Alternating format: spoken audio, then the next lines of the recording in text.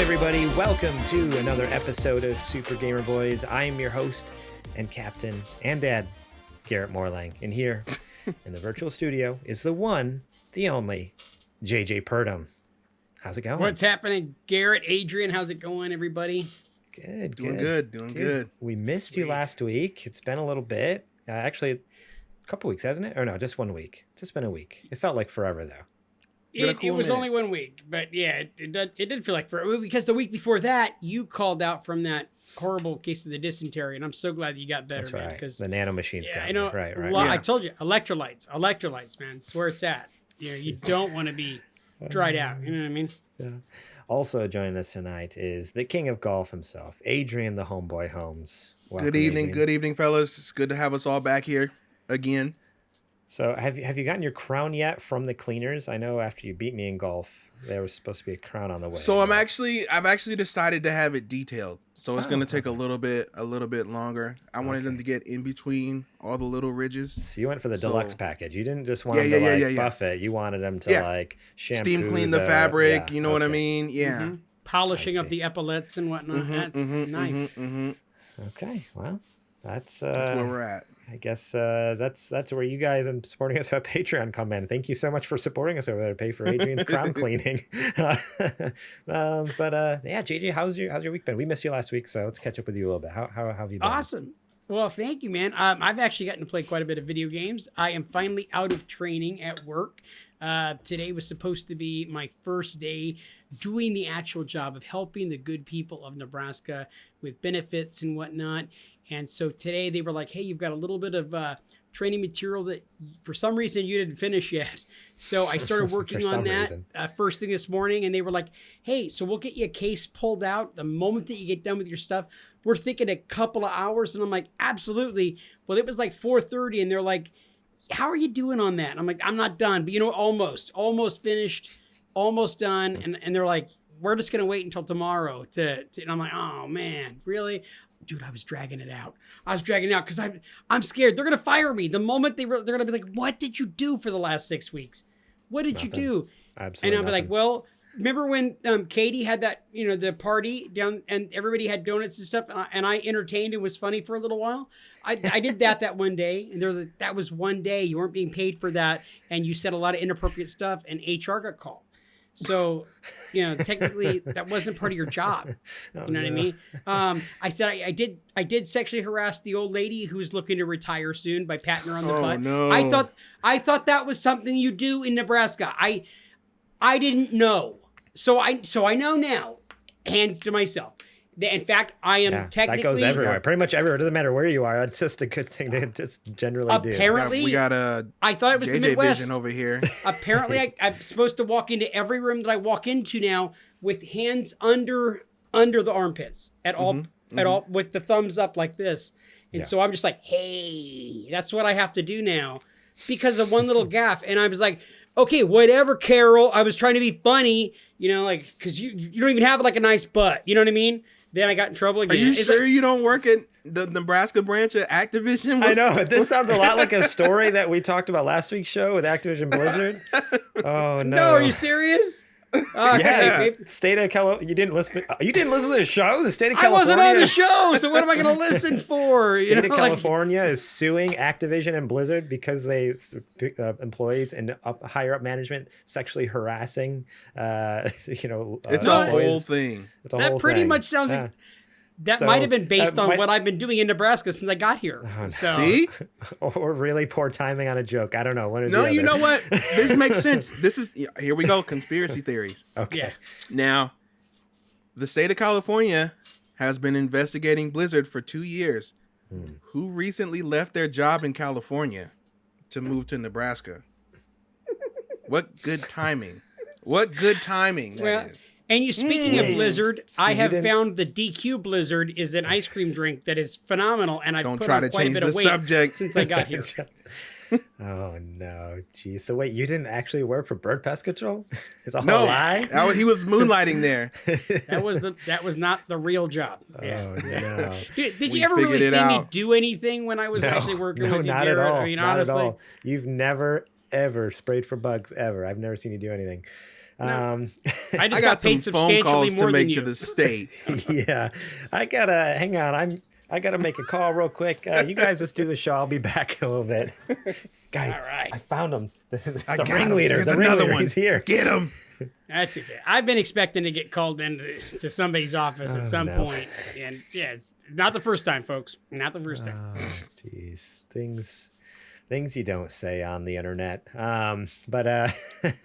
Yeah, well, it's good to have you back. Well, the update we got last week from Adrian was that you got to stay at the Omaha Zoo. How was that stay? Mm-hmm. You know what is funny is the monkeys do not think it's funny when you throw poop at them. Oh. Isn't that what I just said? Isn't that what I said? I said they said the orangutans allowed him to be part of the exhibit. I said this last week. See, you just corroborated my story. Garrett, you thought I was lying. I thought you were lying, but he perfectly lined it up there. Everything's See? good. Okay, Yeah. checks I didn't even out. tell him anything. I didn't ask him anything.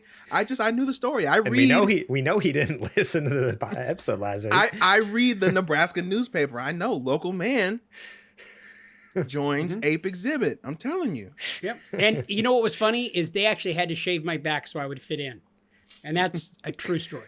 That's See? completely true. Oh my gosh. Well, Adrian, how have you been? You know, I don't know if I want to hear any more of JJ's stories before he Adrian, incriminates have you ever had to himself. shave your back? I thankfully no. I've never had to shave my back. I don't look back there. I just wash back there. You know what I mean? Yeah, that's how I feel about a lot of things. Like if I just don't look, I don't have to do anything about it, right? Like whether it's my, shaving my back or, brushing my, no, just kidding. All right. Okay. All right. So. No, I've been good. Okay. I finally hunkered down. I beat the new Link's Awakening. Phenomenal remake. Nice. Can't recommend it enough. And that's pretty much what's been going on. Oh, of course, a huge shout out to Golden Sun, which is celebrating its 20th anniversary this year. Believe it or not, we are all moving closer and closer to death. Based on that news, Okay. because I remember when that game came out. Oh, jeez. But yeah, it's an incredible game. Glad And you've had such an uplifting day just thinking about that. It's just, Yeah. oh man, It's we're gonna 20 die years soon. ago. Oh my God. The end is near. I saw a tweet that somebody was like, they had an NES hooked up and a kid walked by and they were like, "Oh look, that's the first Nintendo Switch." And I just, I felt my knees start to get weak and give out from under me, and it's just like, oh, It's the first no. Nintendo Switch. That is fantastic. Man. Yeah, I think I saw that tweet and I just laughed so hard. I was like, you gotta be kidding me. Like kids, oh, so dumb. I mean, I know I was a dumb kid too when I was a kid, but like I feel like kids today are definitely dumber than we were when we were kids. Right? Absolutely. Like Well, they don't Speak have for to learn yourself. anything. They I Google was everything. really dumb I was like extremely okay. like renowned for dumbness. okay. Pretty amazingly dumb. That checks out. Yeah. All right, man. Glad you guys are both doing good. Glad we're all here together. It's been a little bit since we've been together. I miss it. I miss this energy. So yeah, thank you for joining me, and thank you all on Twitch here for joining us. Today we're going to be talking about PlayStation and Xbox breaking sales records, Playdate pre-orders, and yeah, just how killer that's been, and a potential Horizon Forbidden West delay. But Not first, potential. not potential. But first, let's give a quick shout out to our Patreon producer, Tobin Dalton. Hey, Shout out. Toby. Thank you so much for supporting us over there as a producer. He's been, I don't know if you saw on the Discord, he started streaming. And, Yeah, I did. His very first stream was Narita Boy, featuring me in the background putting together Warhammer figures. It was funny. Yeah, the way he had his webcam set up, we were both sitting in the garage. He's playing the game, and I'm like just chilling in like a chair in the background, just gluing my little toys Hey, together. Tobin, what do you think Hey, his Tobin. leather? What should I Tobin. color his leather strap? I shall call this one Ward Blade. Ugh. Hey, you know This what's is funny? Blazok, the son of Throngium. Tobin, because you support us on Patreon as a producer, I'm offering you right now. I'll come to your house and shave your back for you for free, as a token of my gratitude and love and admiration. I mean, you don't even have to come out here. Adrian's going to be coming down here later this month, probably, right? So, Yep. I mean, So I'll do it for you. You just take care of it. I'll FaceTime you, and then I'll just do it while you're watching. We should There you stream go. that. In fact, let's stream that on the Super Gamer Boys channel. That'd be fantastic. Look forward to that, folks. Twitch.tv. No, That sounds Okay. horrible. That sounds horrible. Bad it sounds like money and ratings is what that sounds money. like. I mean, Fair point. in the chat, if you guys would pay to watch Adrian FaceTime JJ while he shaves Toby's back, let us know. And then Oh my we'll do God, it. you could do it blindfolded, Adrian, and I'll tell you how Oh. to do it. We just made it into a real event. Here's, and it's got to be with one single blade Bic razor, because you know those. Oh, see, no, I can't do it with a razor. No. I was just gonna do it with a pair of clippers. That way, I don't have to worry about cutting somebody's back up. Just Yeah. one like You don't one good need any blood. No accidents. right up the middle. Yeah. Also, shout out to our Super Gamer sponsors. We got Bill Bird, Julie Bates, Brent Fox, Daniel James, and Rebecca Robertson. Thank you all so much for supporting us over there. And if you want to be awesome like them, you can support us over at patreon.com/supergamerboys. And yeah, you get episodes early and ad-free. You get our bonus exclusive Patreon exclusive show, Super Gamer Book Club. We have an episode on Undertale out. And we also, this Friday, the new one will be coming out. It's Narita Boy featuring Yes, sir. Eddie Eddie from Martin Norm himself. For Gaming. Yes, correct. And yeah, that one's hosted by Adrian. It's a fun show. Can't wait. We're going to be recording that Thursday night. And yeah, I still got to finish it up. I'm like this close. I'm like, Better hurry up. You got 2 days. I think I have like 1 or 2 memories left. Like I'm literally like Okay. at the end. Like I'm right Okay. there. But yeah, we'll talk more about our Patreon later. One more thing I want to talk about with our Patreon. We've never had more than one Patreon producer at a time. So and there's no rule saying we can only have one. You know, we have Toby. This is true. We could always have one. I just want to put that out there. You know, just put it out in the universe. If anyone feels so inclined to be our boss, they want to be a Patreon producer. They want to pitch segments. Bosses. They want us to talk about them on the show. Like, you know, make fun Now, of them. here's the That's thing, basically Garrett. that's basically what you're paying to get made fun of by JJ. That's what it is. Here's the thing. Now, if we have more than one producer, which means we have more than one boss, does it become a board? Oh, I see. But the see. thing I with like that that. is Hideo Kojima Hideo Kojima is our would have to current run it. board. So what do we call the board if we Oh, already have no. a board? I don't know. You're See, still we got on to that. think We about gotta figure that logistics. out. See, Okay, if you no were a one sign producer, up. No one sign it up would on be Patreon. your job to figure that out. So come on board and help us figure out Okay. our situation. There we go. That's We'll a good talk- problem to have. That's Yeah. a very Yeah. good problem to That'd have. be a great problem to have. We'll talk more about that later, though. Now, it's time to check the mail. All right, let's see here. Old mail time, eh? It's that time. All right. Okay. There we go. Uh-oh, did you misplace the mailbag or? No, it's here. It's here. Just I actually got one of them, just and I just- had opened it already, unfortunately. So Wait, here, where'd you- Garrett. How did you get that? Okay, I'll open Yeah, this they one. sent I it. guess. Yeah, they sent it to me. How'd they over- get your address? How do you? Okay, Adrian, you I keep might have looking. had your mail forwarded to me at one point. Sorry about that. That might be illegal. Adrian's still searching frantically. Meanwhile, JJ found the scrap of paper. I found the that- one. Oh, you found got the one? one. Oh, okay, go ahead. Go ahead. You give it to him. So this one that he handed me is actually not really a. Hang on, let me read this. What? So this comes from Clayle. Adrian, I don't know if you've met Clayle. JJ, I don't know if you remember Clayle. Clayle Ricketts. I remember Claire Ricketts quite he wrote well. He wrote us a couple letters back in the day. So it says, "Hey y'all, been a while. Sorry with the pandemic and everything, I've had some pretty bad reception down here in the bayou. I haven't had much time to write any letters in either, as I've been adding on to my trailer. Turns out I had to rename Jerry, my snapping turtle, to Judith. She done laid a bunch of eggs, and now I've got a whole bunch of mouths to feed. Anyways, I heard that one of you's moved out to the sticks. It says he tried turtle soup yet. All right, I gotta go. Love, Clayle." Okay. He must be JJ, talking about you he's having moved to San Diego. Yeah, you're definitely talking about me, and I have not. Definitely sticks of California. That's what we call it. Yeah, that's exactly it. No, I have not tried turtle soup, but not And yet. as far as me moving out here, no, I have not tried any turtle soup. Haven't come across it. Would I try it? Probably not. And I don't say no to food. I know you look at me and you think he's probably really picky. No, not really. I pretty much will eat anything, but I think that I wouldn't really try turtle soup. I've gotten here, and most of the people here honestly look at me like I'm a redneck. Like, that's the funny thing is I got here and like I stand out like really big time here for some reason. And I always hear like that the Midwest is really, really nice. I'm nicer. I'm just gonna tell you. I got here and like I'm like I greet everybody and I'm like, hey, and they seem shocked that I'm like friendly and I'm like, what? I thought you guys were supposed to be nice I'm here. Like, I thought I was gonna meet a lot more. Actually, people are really, really nice here, but customer service here is not that great. Like people here, you go to a restaurant, they're like, here's your food. Hey, What do you thanks so want? much. Have a great day. And they're like, okay.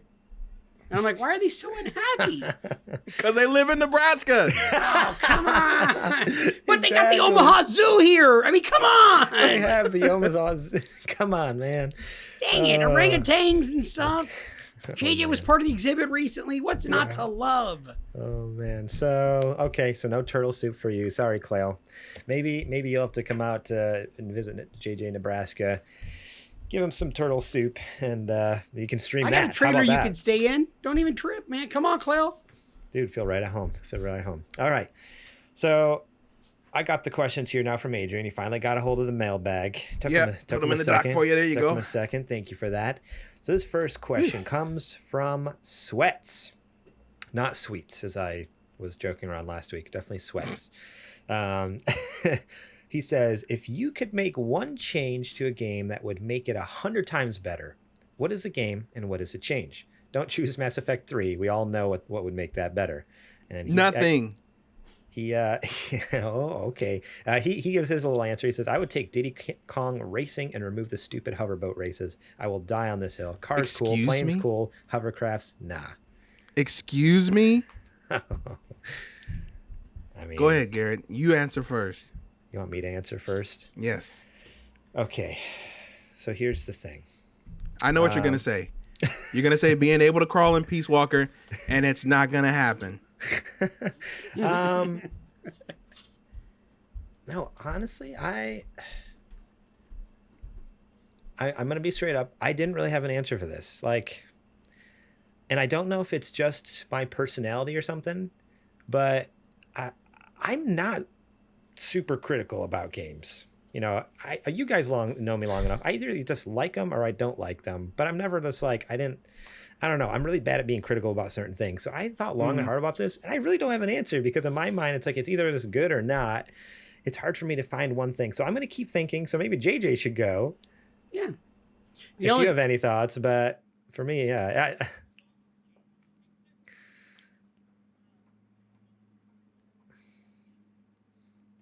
Oh, yeah.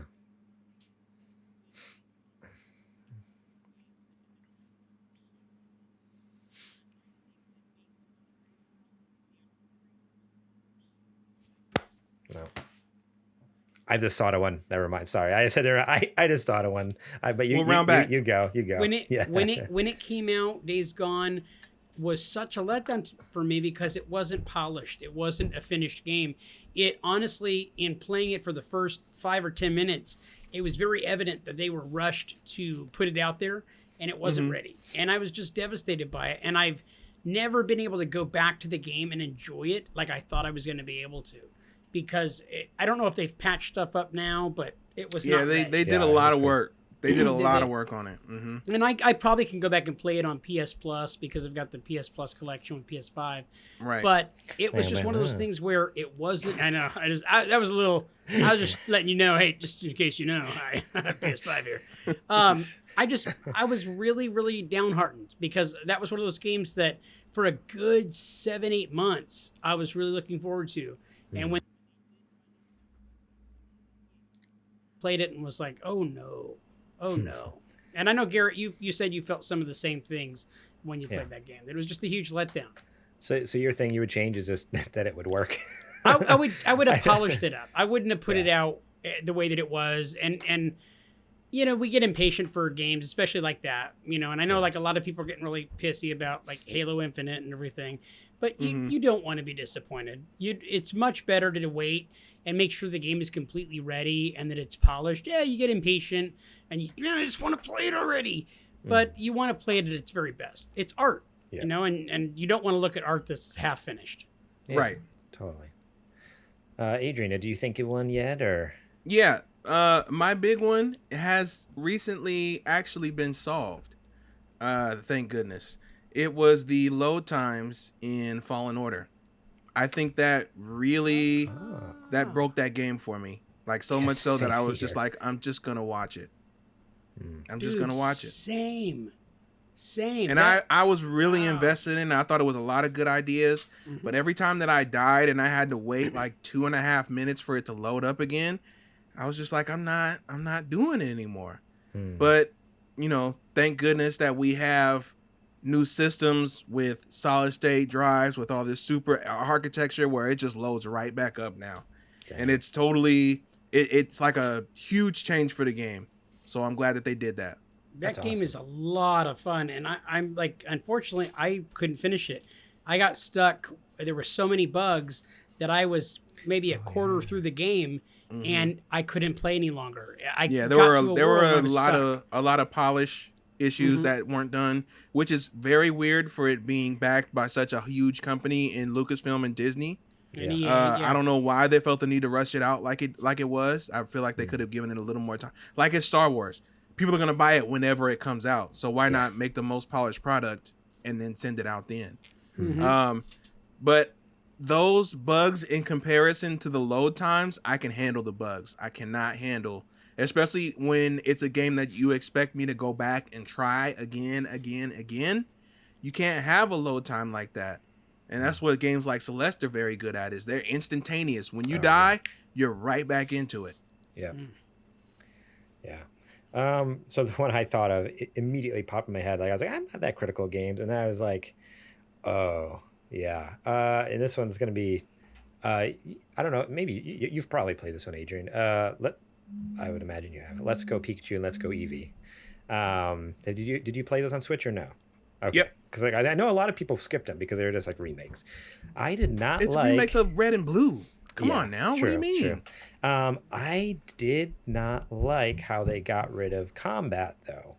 Like the battles, wild Pokemon. Oh, they Pokemon Go-ified it, where when you run into a Pokemon in the wild, you don't have to weaken it. You just by chance throw a Pokeball at it and hope you get it. You can throw berries to make it a little easier or something like that. It's literally Pokemon Go on my Switch. I'm like, this is bad. This is not it at all. Like I hated that mechanic. That was something that I wish they would change, make it 100 times better. I was so excited to play through that and beat it. Like I was just like, this is it. I'm gonna play through it, beat it. I'm so excited, and I couldn't finish it because it drove me crazy. And also, if you just suck at catching things with that sort of mechanic, you just go through a ton of Pokeballs and it costs you a ton of money and you run out of money. And it's like, okay, like how am I supposed to play the game? Like I can't buy potions, I can't buy that or whatever. Like, it was just such a pain. So if they fix that, if they added like just a regular battle mechanic, 100 times better, I would play through Let's Go Pikachu and Let's Go Eevee, for sure. Well, you might be getting your wish with the Diamond and Pearl remakes. Oh man, I hope they kind of stay. I mean, I hope they update things and change things. Like that's cool and all. I like that, but just like mechanics like that, that's just a staple to the Pokemon game. Like don't mess up us. Like that's what makes the Pokemon games like part of what makes it like part of the battles, part of the rhythm, part of the the general flow of the game. You mess it all up and it's just not the same game. I get you. This next question is also from Sweats, and this is for you, Adrian. It says, would you rather never be able to comprehend Kingdom Hearts storyline yourself, or understand it but never be able to explain it to anyone else because they will never be able to comprehend it no matter how hard you try?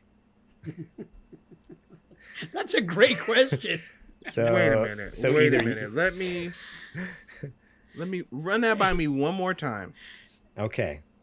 So the two options are either you would never be able to comprehend Kingdom Hearts storyline yourself. So you'd play it and you just would not understand it all. Or choice two is you understand it, but no matter how hard you try, how long you explain anything, no one will ever be able to comprehend or understand the storyline. So you're basically the only one who'd ever understand it.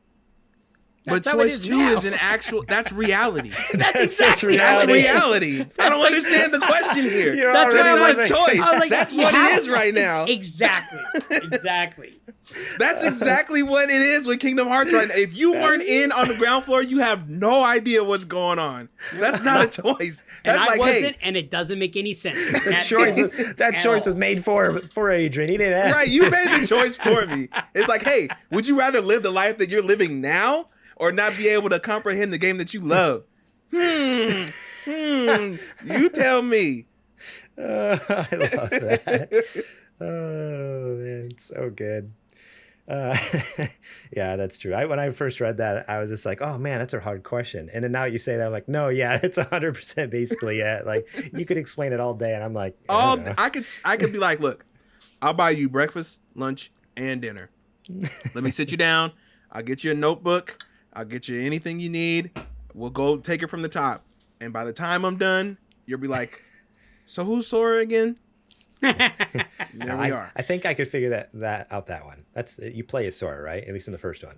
Yeah, you do. Okay. See, I got that right. Okay. Boom. So Nailed I it. have a nephew who played the game, loves all the games, and tried to explain it to me, and honestly couldn't make any sense of it. I'm like, You do you want just to play that? It doesn't. It seems so fragmented. to get it on the level. To get it on the level that me and other people who are like super fans of it are. Right. You kind of had to be there. Like you can comprehend the story if you play through the games. Wow. Adrian But gatekeeping here. He's just trying to You keep got. all You of his had to fans. be. I just said you can comprehend it if you play through it. But Okay.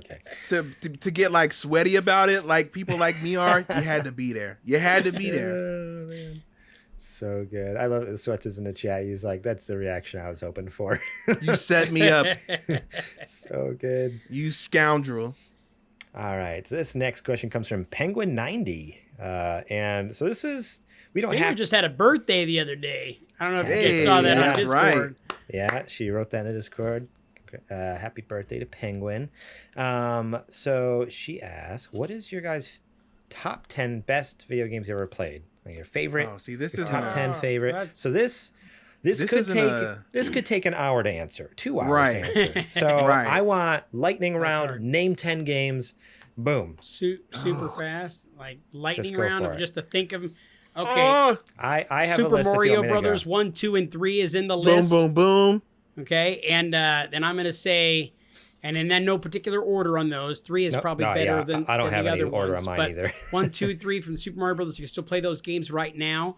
Also on the list, the Uncharted games 1 through 4. Absolutely love them. Last You're of Us knocking us out of is the park. Last of Us and Last of Us 2 are 1 and 2. That's 9. Okay, and then after that, Little Nightmares 2. How did I know?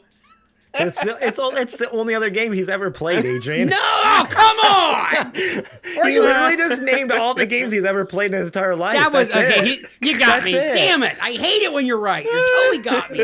Those are all the games I've ever played. Oh man, Hate you, Garrett, for knowing boy. me. that's it. You got it, Adrian. Or you want me to go? Yeah, let's go. I'm ready. Ugh. Okay, do this. All right, we're going Super Metroid.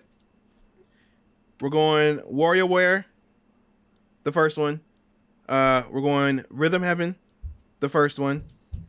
Advance Wars. Final Fantasy X.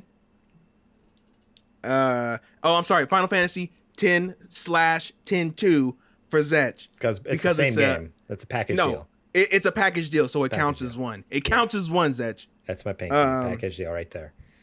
Let's see. What am I at? 5. 5. Okay. God.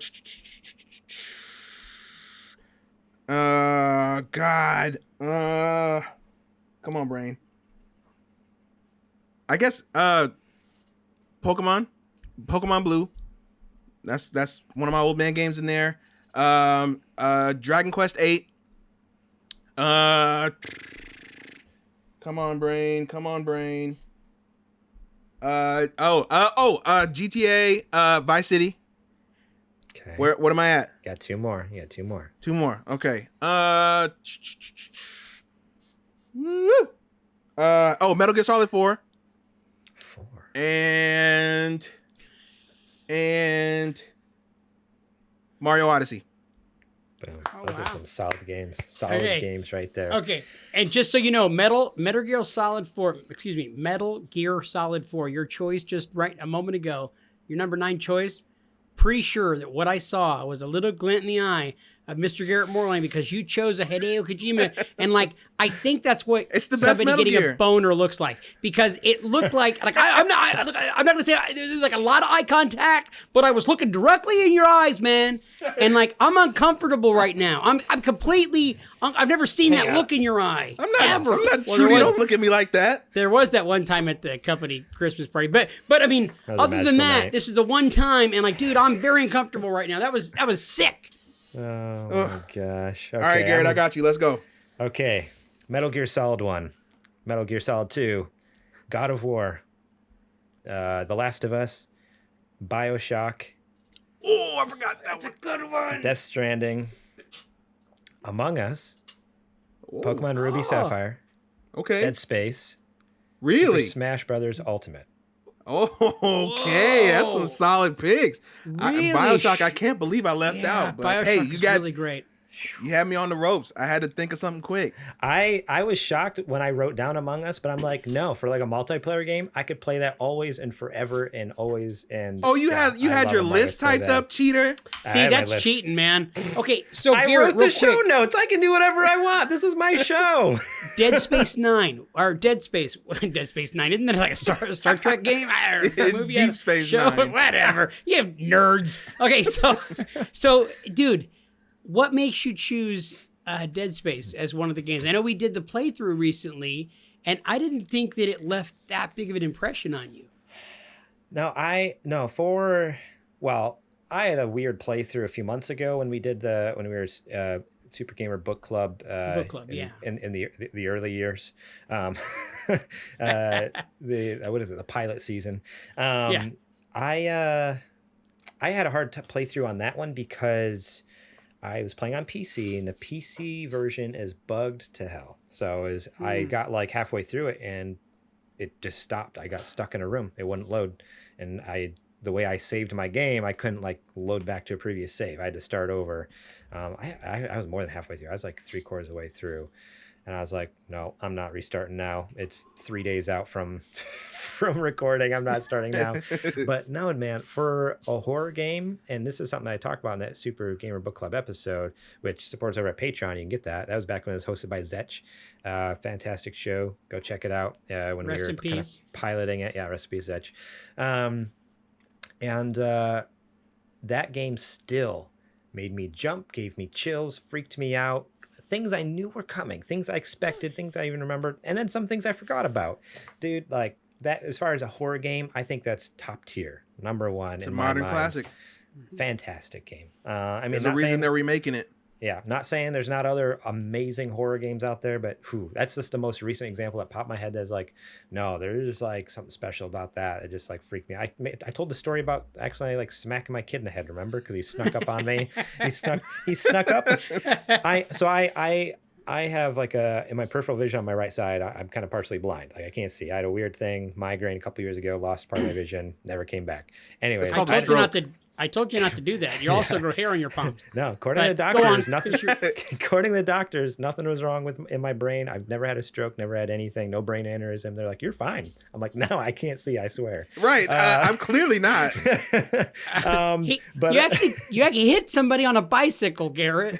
And I don't think Don't you've ever tell told that people that, on the no. show. No. Why can't not? tell No. people The that vision is so story. bad. Tell it now that I've shared it.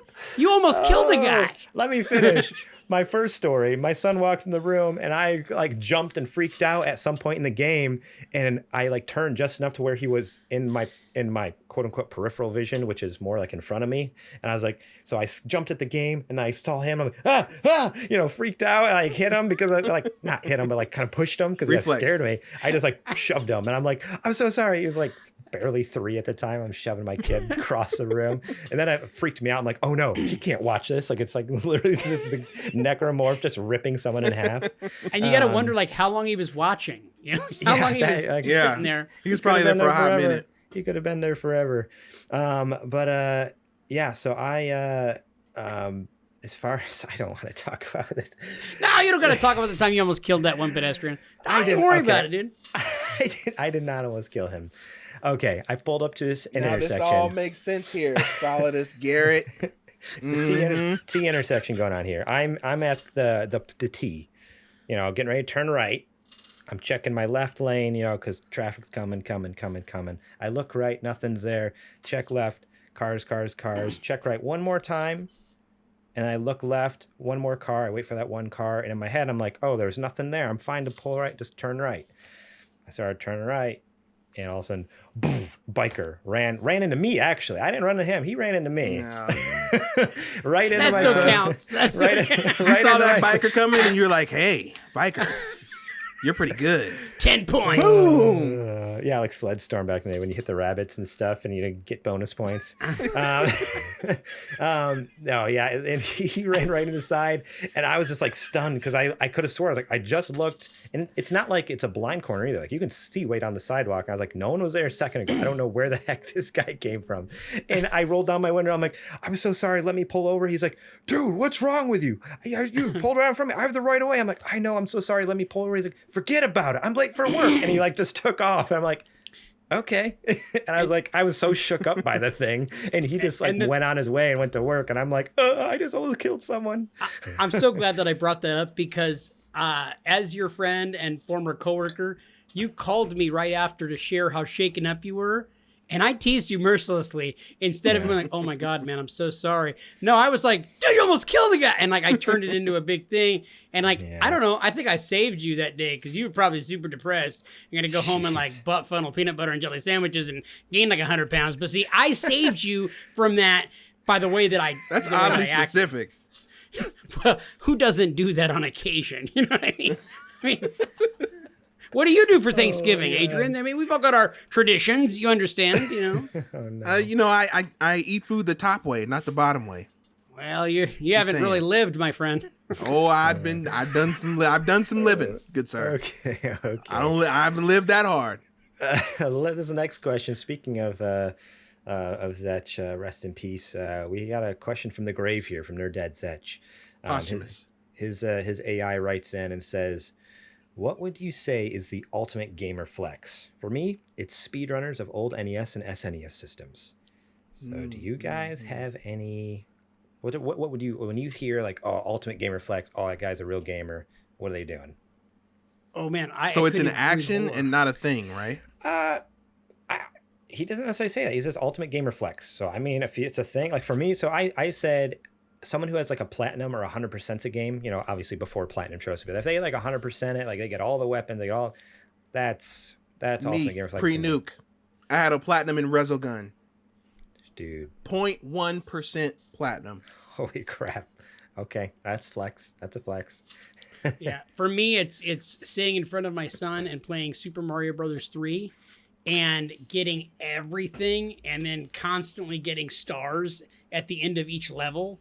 And getting like the 5-ups and stuff and doing it continuously and him looking over at me and be like, dude, what's wrong with you? Are you like on steroids or something? And I'm like, hey, technically that steroid thing is my joke. You can't steal that. Knock it off. And you're like, I'm the one who accuses people of doing drugs. You're like, dude, I was doing this when I was your age. That's the whole thing is that and I'm 100. And I'm like 100 years old. I've been doing it forever. You don't got a personal one, Garrett? You don't got a personal flex? My personal flex? No way, man. I mean, other than I might have played Metal Gear Solid the most times than anyone else in the world. I don't know. No. Anyone else in the world? I don't know. I think Mr. Miller would challenge you on that one. Yeah, probably. Mr. Greg Miller. Probably. No, to be completely honest, I'm pretty lame when it comes to video games. I'm gonna be straight up with all of you guys right here. I'm a fake gamer. No flex.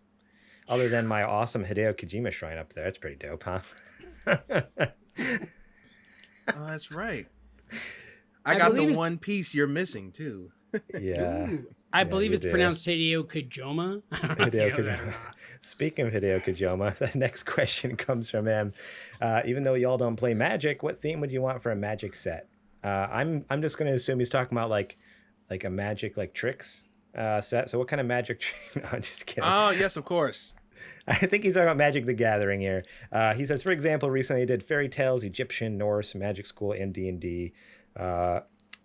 Another acceptable answer would be a property you would like to show up in Magic the Gathering. He says Garrett, Warhammer is already announced, so I can't say Warhammer. I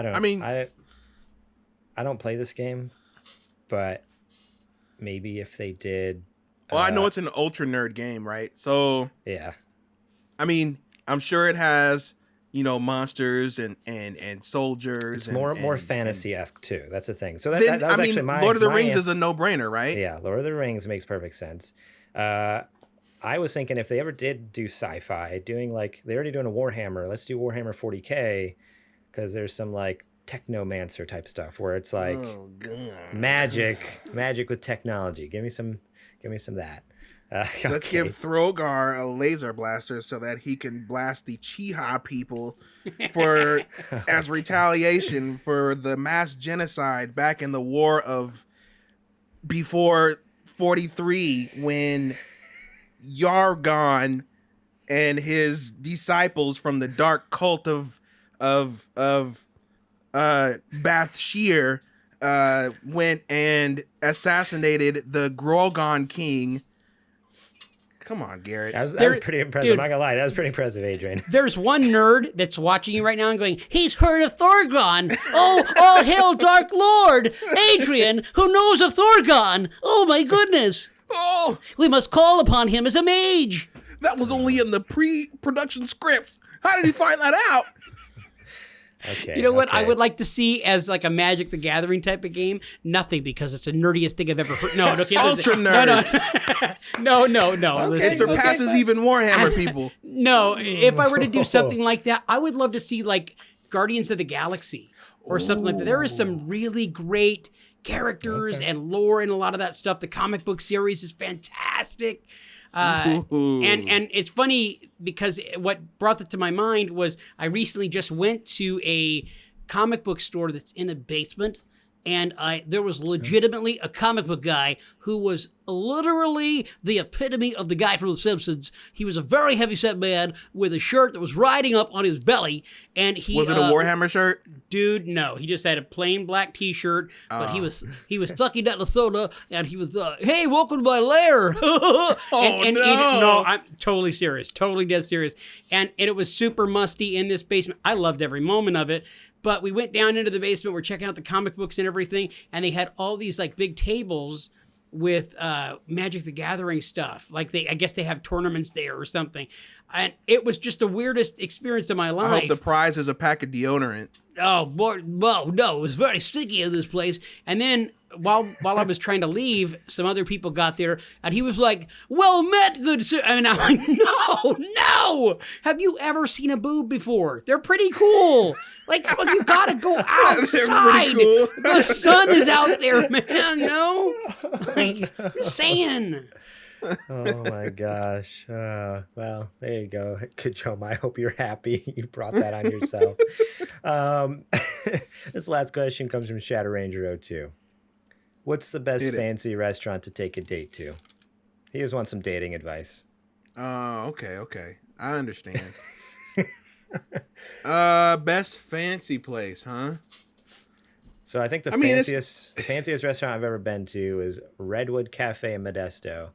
But then what immediately popped in my head when I said Redwood Cafe was, oh, you know what? Rainforest Cafe is a fun place to go. Not fancy at all, but you. I was gonna say, I think you misunderstood the assignment. But that's a fun place to take a date. You know, Rainforest. Have you guys ever been to Rainforest Cafe? Yeah. Okay. Well, see, that's the thing with fancy restaurants. They're not fun. Yeah, I like fun. Well, I know all about fancy and I know about good restaurants. I took a date earlier on today. Especially Nebraska. I took a date earlier today. She's just turned 6, and she's like, Dad, I want to go to the place that has chicken with the tooth on it. And I'm like, what the hell are you what? And she's like, the place that Mom never lets me get chicken from. it's got the tooth on the front. And I'm like, what are you talking about? So I'm like, she's like, you know, the place with the tooth on the front. And so I'm like, honey, are you talking about like the dentist? Like, what are you... They don't sell chicken at the dentist. So like we're driving down the road and I see Arby's. Oh. Arby's has a 10-gallon hat. And Right, she goes, right. I see the tooth. And I'm like, that's not a tooth. So now for the rest of my life, I'm going to think of that 10-gallon hat as a tooth. For the rest of my life. I'm like, I could kind of see Daddy. Daddy doesn't actually have teeth, but, Yeah, I'm good. and I'll tell you what, it's really romantic when you're, into the window. Hi, I wanted to see if I could get a number 2 chicken. Is that breaded? Yeah, no, she's not allowed to normally have that. No, go ahead. No, load it up. Extra breaded, please. Do it. Let's get ranch, please. Ranch. At Arby's, you gotta get that beef and cheddar with a horsey sauce. That's the only way to go. So good. I love how. Am I the only one who eats at Arby's? Apparently, I've never eaten there before until today. Okay, I love Arby's. I'm not ashamed to say it. I love Arby's. Give me the beef and cheddar any day of the week with some horsey sauce on there. Make my day. You heard Garrett. Give him your meat. Give me all your meat. That is not the first time I've heard him say that. That's actually kind of like the third time I've heard him say that, to be honest. Oh boy.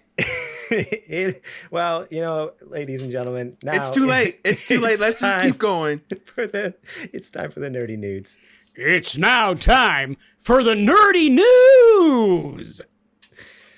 Okay, this first news story, man, we're like an hour in and we're just getting the news. This is going to be a banger of a show here. First news story here. PS5 is the fastest selling PlayStation as it hits 10 million sales milestone. This comes from gamesindustry.biz, written by Christopher Dring over there. PlayStation 5 is Sony's fastest selling game console after surpassing 10 million sales worldwide. The new console reached the figure on July 18th, just under a month faster than the PlayStation 4 managed. Other sales figures released by Sony include that Spider-Man Miles Morales has sold over 6.5 million copies since its launch last year.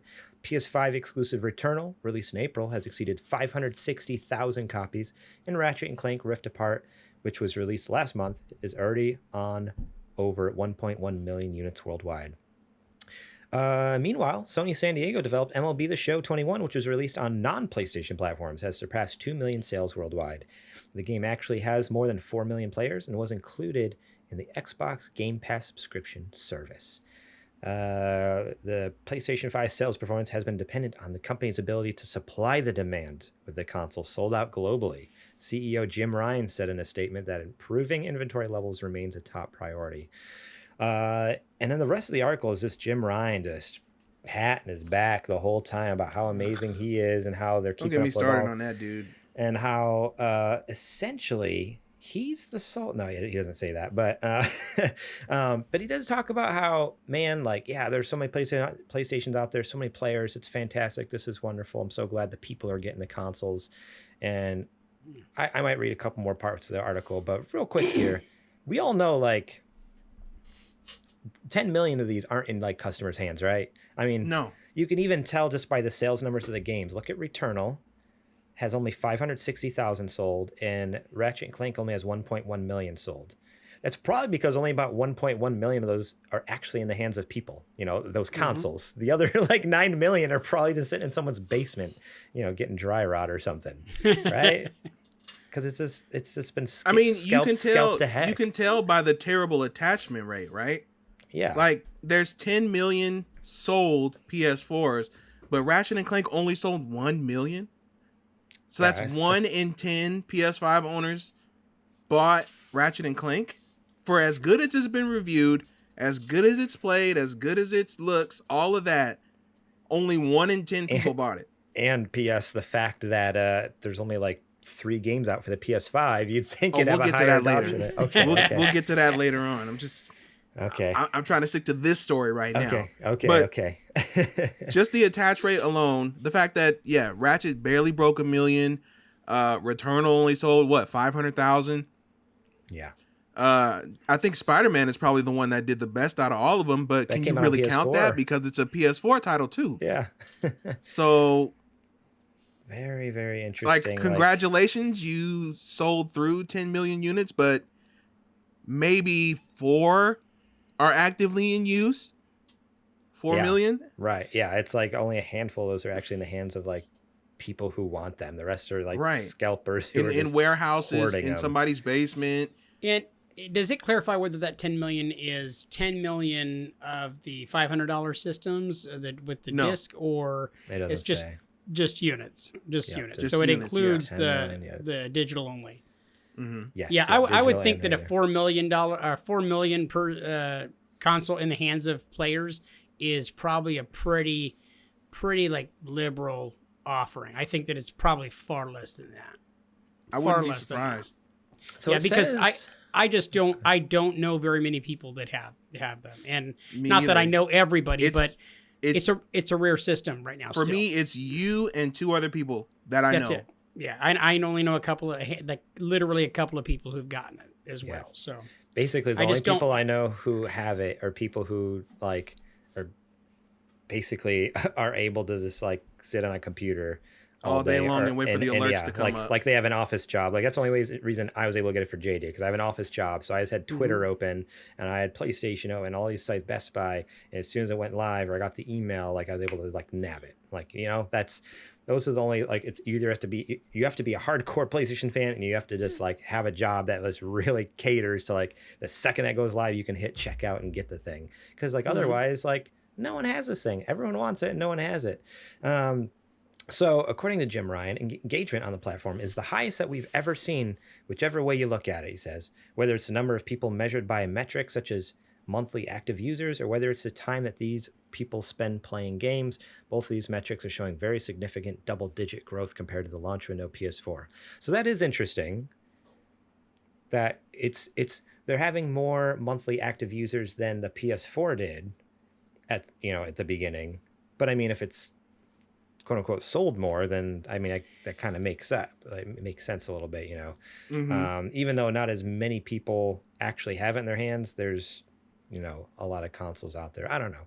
It's do you know off the top? It's all very did you confusing. do the research as far as like the PS4 consoles, like how many PS4 consoles there are that have been sold out there since 2013? I'm just curious what the numbers look like. I saw a chart somewhere, and then I thought it lost was like and forgot half to of bring it that. up. No, I don't think it's half. Well, because right here in the article they even say, so PS4 hit 10 million. It would have been like in another month. So PS5 beat it by a month. So I would say, if anything, PS4 at this point in time and at this age, this current age at like the PS5 is at the PS4 cycle would have been around maybe like 9 million if I had to guess, or something like that. Right. So it was just shy of hitting 10 million at this age, or point of being released there. I don't know. I can't think of the word. So, and he does mention that they actually, so the one launch that I would call out is China. The console gaming model is not well established there. It's all free to play and mobile. But we had a hunch that the time might be right to change and rolled a few dice. We made a lot of noise at launch, allocated a good amount of stock, and blew through it very quickly. Same sort of energy that we see in the West. And so that's kind of interesting too. So did previous PlayStation consoles, did they not launch in China there? I guess I didn't know that. If I didn't realize It's that was a really thing. tough for a console to launch in China just because of their restrictions. Like, I know famously, even back in the day, a lot of companies like Sega, Nintendo, SNK for Neo Geo, they actually had to partner with other electronics manufacturers and sell them that way. Like, it got to a point where I can't remember. I think it was the N64, where they basically had to redesign a whole nother unit and rebrand it something else just so they could sell it in China.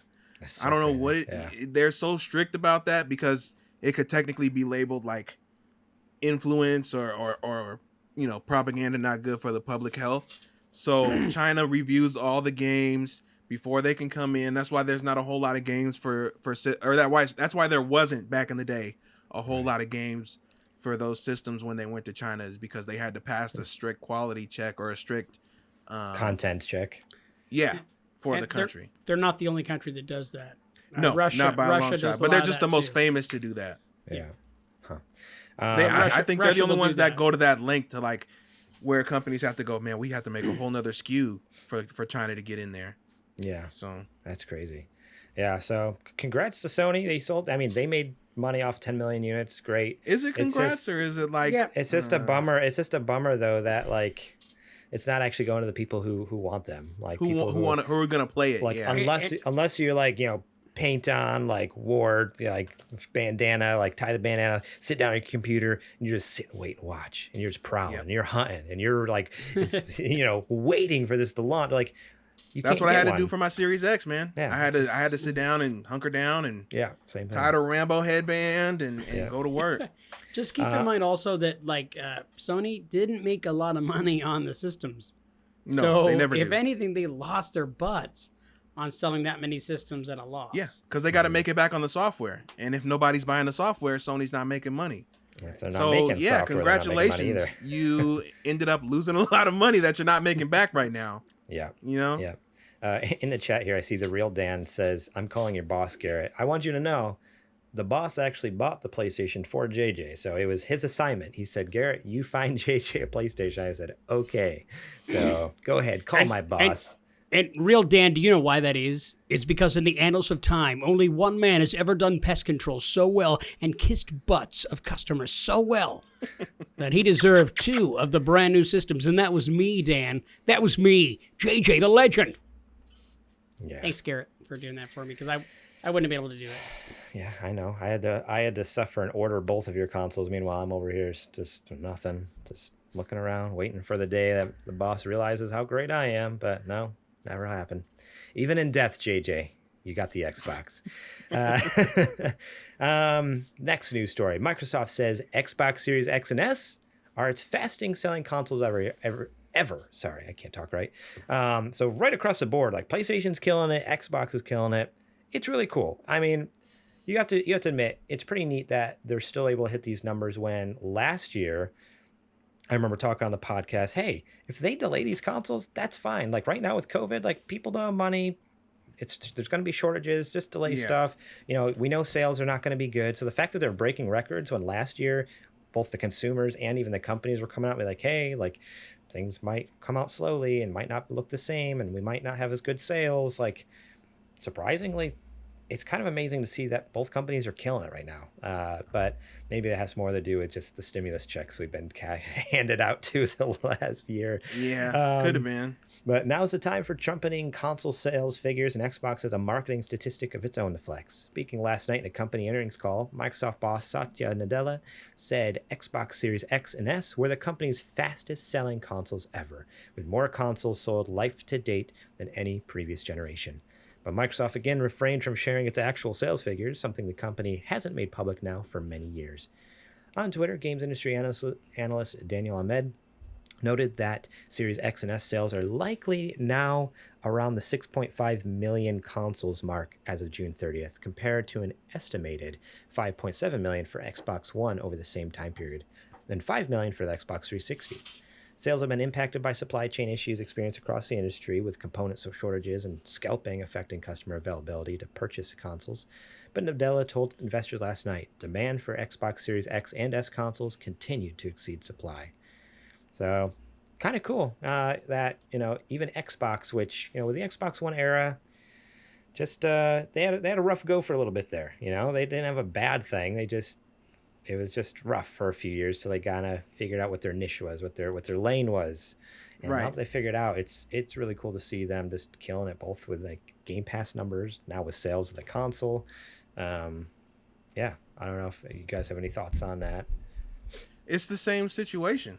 Yeah. I mean, it's not to the same scale as it is for PlayStation, but I see just as many people trying, you know, when Xbox drops come and they do the same thing, man. Yeah. These bots, they're beating me out, you know. So nobody is really winning on both sides of the aisle with this generation right now. It's unfortunate, but that's just the reality that we're in. Now, I'm just kind of piecing this together in my head right on the fly here. So yeah, you made a comment earlier, JJ, that they make these consoles and sell them at a loss. And then Adrian said, yeah, they make their money back on the software. If most of these sales are scalpers and bots, which we kind of know that's the case from just what we're hearing, so they're losing money on consoles. and then millions of them are just sitting around, which means they're not making money on the software side. Like, how long is this sustainable before like something's got to give? Like, eventually people have to get these consoles, or else, you know, someone's hitting the red here, right? Like, this is not so the wrench that's been thrown in for everybody, right, is obviously the pandemic. Yeah. That has affected the ability for everybody, not just Sony and Microsoft, but if you make an electronic or if you make any kind of technological product, you are having a difficulty right now trying to get a hold of certain common parts, right?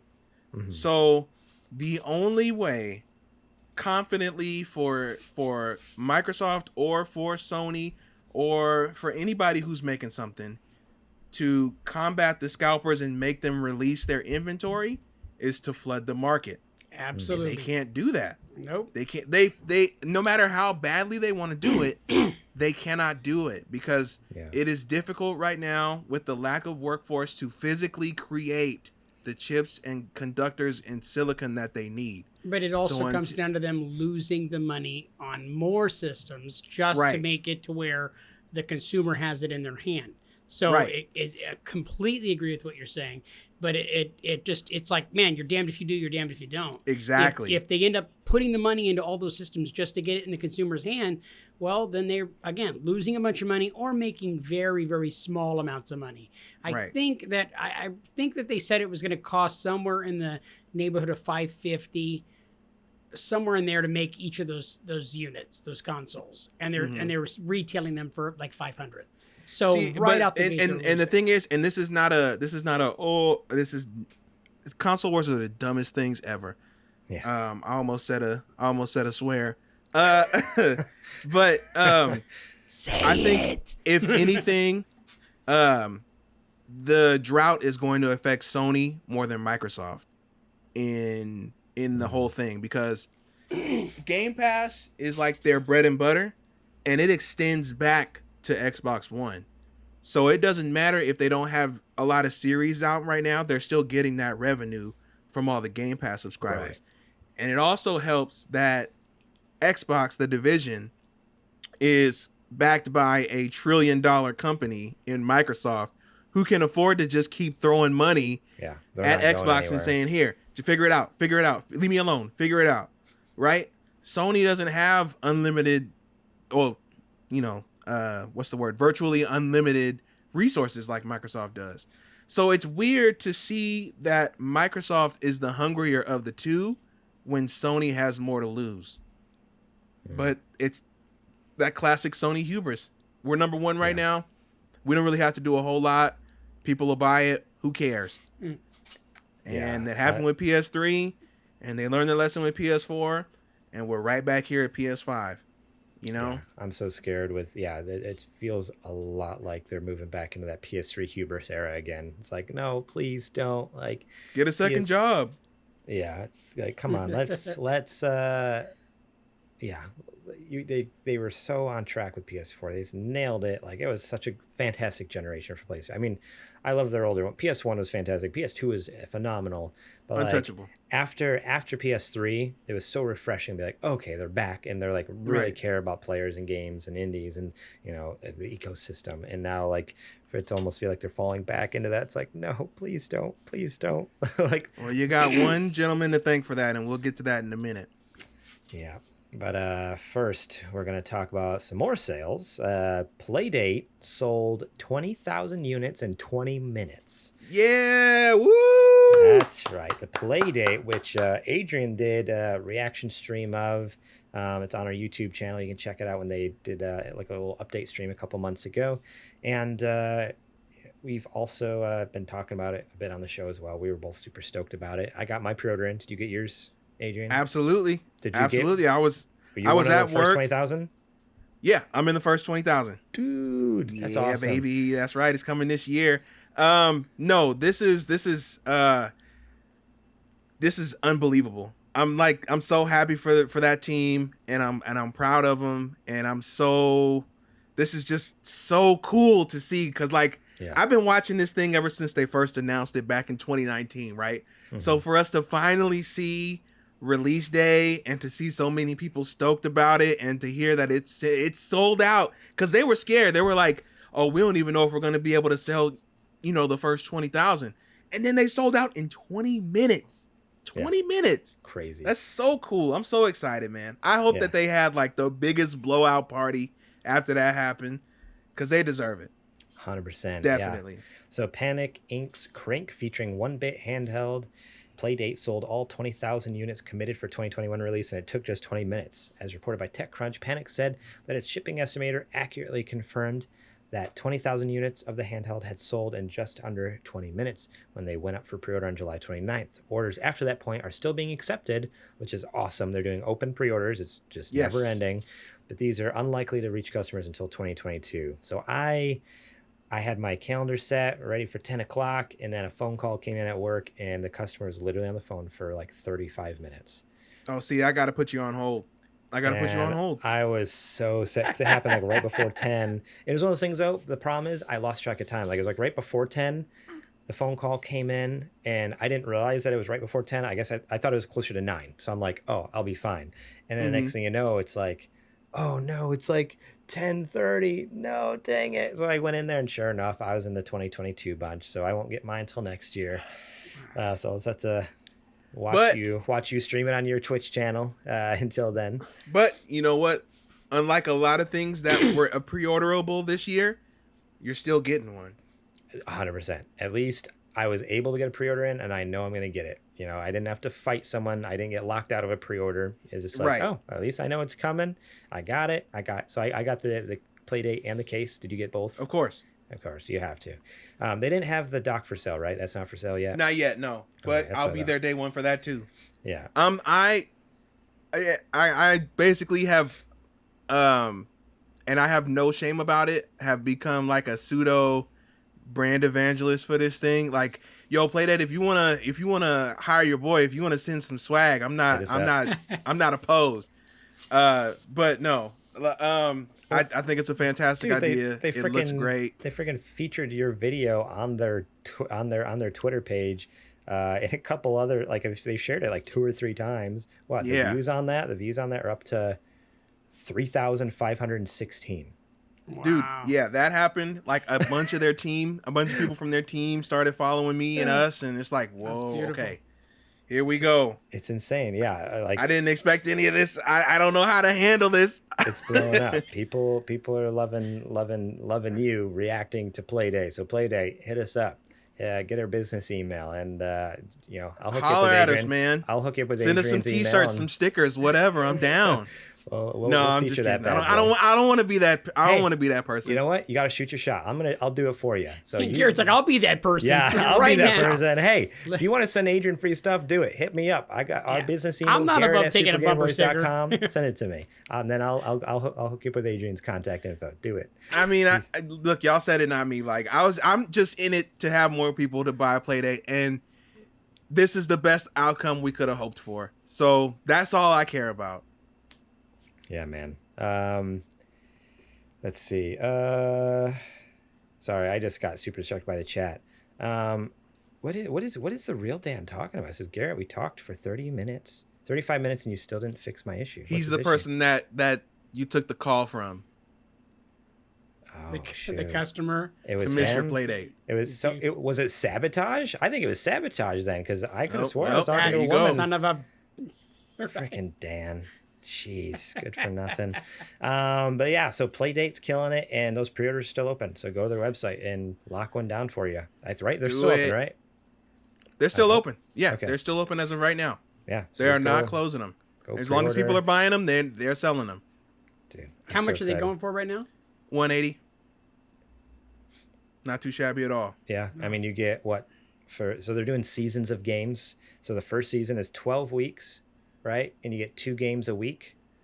And so you get 24 games, and so every week you get 2 new games. So you get to try two out. games a week for 3 months. Yeah.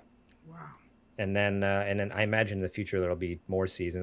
They haven't Absolutely. really talked about whether it's going to be free for those seasons or if you have to pay for them, like a pass kind of thing. But either way, like it's a really cool system to do that. Like that way you're not just dumped with a bunch of games where you like maybe play heavily some games and totally forget about others. Like it gives you a chance. Right. Like if you only get 2 games a week, it's like, oh, okay, for And this week. and no two of them are the same. That's what Yeah. I love about it too. Yeah, so you get like new, fresh, like games each week. You get to try out, and you either love it or hate it. But if you love it, great, you keep playing it. If you hate it, then well, next week there'll be 2 more games, and you might love those. And I don't know, it's such a cool concept. It's really genius. All right. If you know, you know. If you know, you know. Go get it.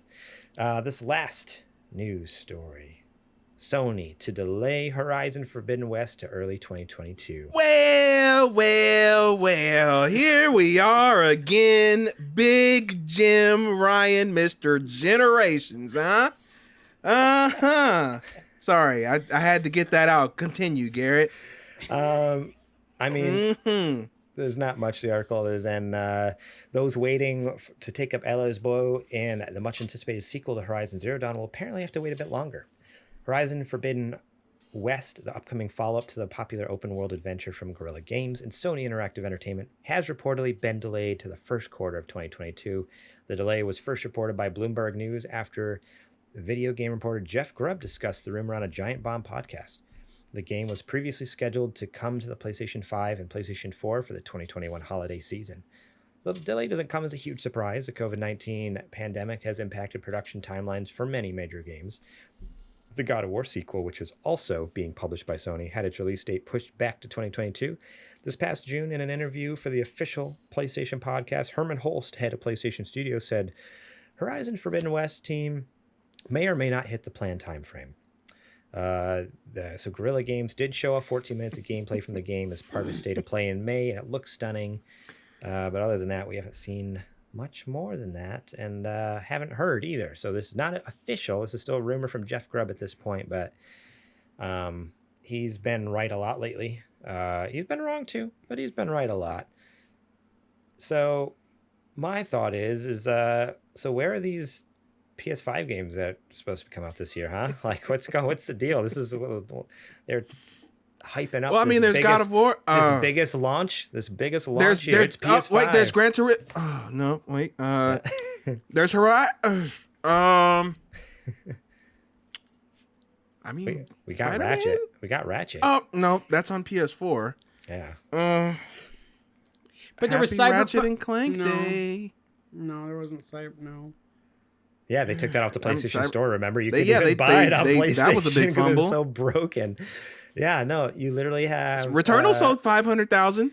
Godfall, but Godfall was. No, they went back to the No. PS4. That was incredible. Yeah, It was supposed to. I don't. I don't know. It's just. I guess we just don't understand the inner workings of King James Ryan's mind. Right. I just. It's almost like they marketed a console that they knew games weren't going to come out for in 2021. And they saw that COVID. Xbox was being raked over the coals, and they said, "Hey, look, we're going to say 2021, but we know they're not coming out in 2021." COVID though, Adrian. COVID. Oh yeah.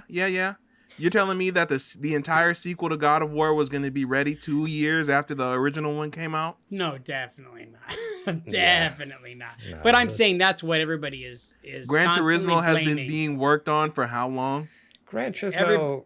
Everybody Every blames COVID. every Gran Turismo game takes like 15 years to make. It so does, that's not but a at the same surprise. time, That's this not a was supposed to surprise. be a PS5 exclusives, and then what Yeah. happened?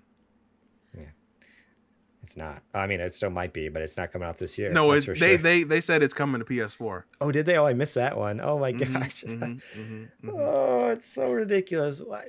So everyone on the internet, I see YouTube comments all the time or comments here and there about how we're such Sony ponies. That's all I see. We have that Xbox I don't understand E3 how. conference where everyone keeps claiming that we're these Sony ponies and how dare we. If you like, followed cover me in the past year, this. Yeah. my current disdain for Sony holds no bounds. Yeah. I mean, and if you even watch that conference, you hear how much we just gush about it. And even like more recently, like how much we've just been crapping on Sony about their practices this year. And it really is technically, this- I'm the only one who plays Sony. because you Yeah, play on that's your Yeah, PC. Garrett doesn't play. I Yeah, haven't turned my and your PlayStation on. Switch. I just have So a I'm the only sign. I'm That- the only one that- who plays Sony games. that is literally just a light for your room behind you. Yeah. At it this gets- point. if I turn it off, it just gets pitch black in here. Yeah.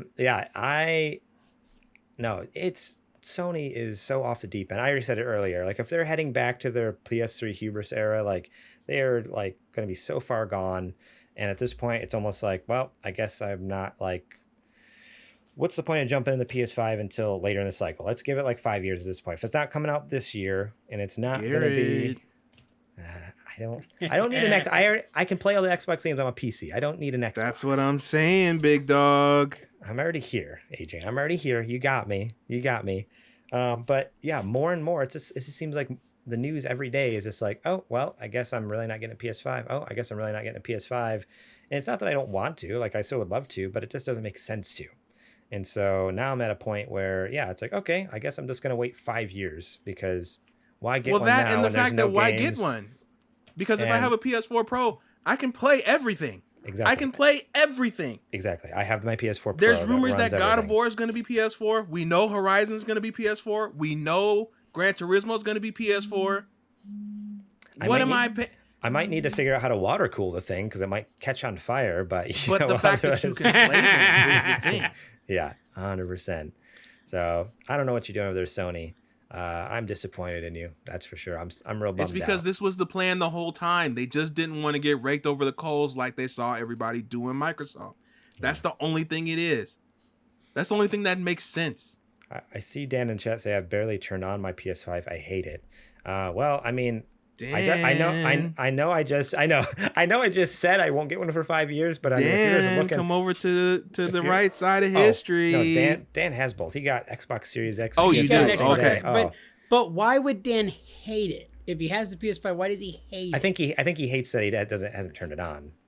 Well, no, I think. Oh, okay. Maybe That's what I don't know. He's interpreted. gonna have to clarify. Either way, if you want to send it my way, I'll at least Because it I'll can tell you sit right- next to my other PlayStation and not get turned on. there's nothing to hate about the PS5. There's a lot of stuff to love. There's a lot of stuff to go, okay. Oh, it's just- great hardware. It Yeah. looks awful, but it's great hardware. I looks will kinda tell cool. you, the look is kind of weird. It is odd. It's It hard looks to like terrible. get it to I sit hate it. around your TV without looking like trash. To be perfectly it's honest. fantastic hardware in a terrible body. But I you cannot kinda beat the think it's cool. DualSense. The DualSense kicks the crap out of any Elite controller, any Xbox controller. It I is don't a care great what controller. Zetch It is a says, very like, good controller. Like wrong. The Like, best is it's debatable. an amazing controller. Of any controller I've ever played with, and I have a Series S, so I'm just telling you, the DualSense, you can't beat it. Like and Spencer just said recently that he's thinking in that direction of what DualSense did. That they're, I mean, so even they are admitting, which I think is cool, that they're saying, Yeah. hey, they did something really great. Sony did something There's really great great tech. with that. It's just there's a lot of bugs to work out with new technology. Mm-hmm. I'm sure they revamped the entire controller. They also now share that boat with Nintendo, in which both of them are drifting away. Yeah, I've got the But drift. I've got the drift we'll on. It see. sucks. Oh man, Been playing yeah. Xbox since 03. Never had a controller do that. Yeah, never. Okay, yeah. Well, that's it. The real bummer to end on. Horizon Forbidden West being delayed. Oh wait, But- Dan but- updated. He said, Oh. well, there's just no games that have come out for PS5. I love my PS5, but no games next gen to play on it. I mean, I'm assuming that he must have already played Returnal and Ratchet, because I was if gonna I say- if I bought a console and there was 2 games that were out for it, be pretty hot. Yeah, I don't know if he did. I know he definitely played the Dark Souls remake because That's right. because I remember him streaming it when he first got it. But yeah, I haven't heard from Dan whether he's played those other 2 games. As a defense for somebody who has a PS5 and who didn't get either of those 2 games, I had every intention of picking up Returnal. The only reason that I didn't was after it came out, scores of people were just like, the game is so freaking hard. And like, I just was like, man, I don't really want to get into that challenge. I don't need another game that I'm not going to have the time to be able to get into. Right. And I'd rather have more of a story than just get my butt whipped, for 2 hours and then quit after spending $60-$70, on a game. 100%. Yeah. But yeah, so that's that. That's the news for this week. Great sales, nothing to play. Right.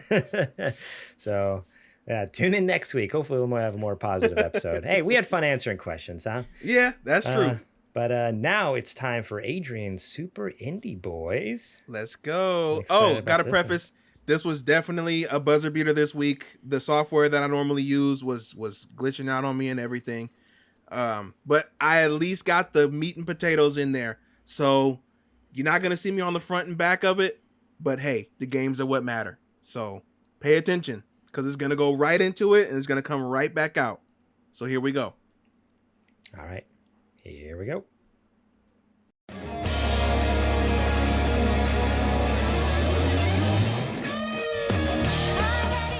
This game is too rad for a full description, so I'm just gonna tell you this. Unbeatable is an anime-inspired rhythm adventure game where music is illegal and you do crimes. That's all you gotta know.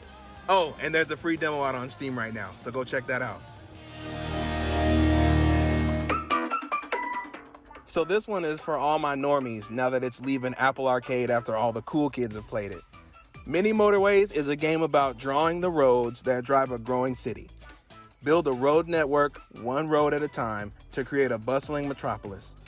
Redesign your city to keep the traffic flowing and carefully manage upgrades to meet the changing demands. How long can you keep the cities of the world moving? Well, that's up to you.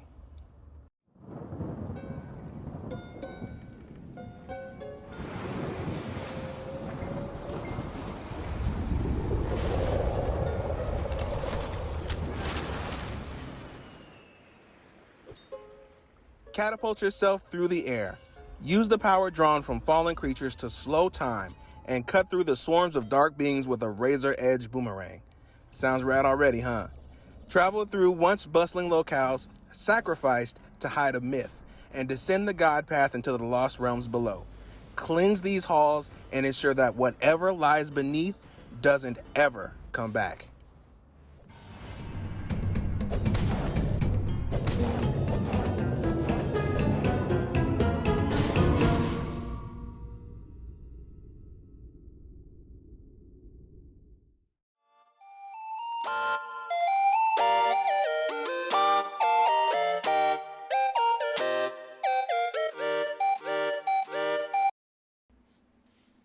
Alrighty, we're back Bangers. from Super Indie Boys. Dude, Mini And- Motorways. Dude, it's because of that kind of stuff that Adrian's delivering every week why people listen to this show. That's the penultimate moment of our show is Super Indie Boys, man. Every single week. That's what people tune in for. People do love it. That is true. I do hear that. Mini Motorways, though, that was the one I talked about previously, maybe like last week or a couple weeks ago, where it was on Apple for free, and then they came out with Apple Arcade, or maybe I played it when Apple Arcade was free for a little bit. You and they played gave it a on your free trial at Apple Arcade. That's what it was. And then when it went, you have to pay. I was like, no, I'm out. And just recently, I had the hankering to play that game again. And when I realized, I got to pay for it. I don't want to pay for it. So You're I making didn't. yourself sound like the cheapest person on earth, dude. You're like, I don't want to pay money, like for free. Oh, great. Speaking of, I think you owe me for Xbox Game Hey, you know what? Pass, You better so- just keep going. I don't know what we're talking about, but the show's almost over. We've been dragging. Keep the ball rolling here, son. All right. It's time for this is the part of the show where I talk about our Patreon, patreon.com/supergamerboys. You can support us over there, starting at just $1 a month. Get episodes early and ad-free, as well as our bonus Patreon exclusive show, Super Gamer Book Club, hosted by Adrian, where he talks about awesome games with guests. So last month, or I guess last month, July, was Undertale with Steph from Normcore Gaming and myself, the three of us there.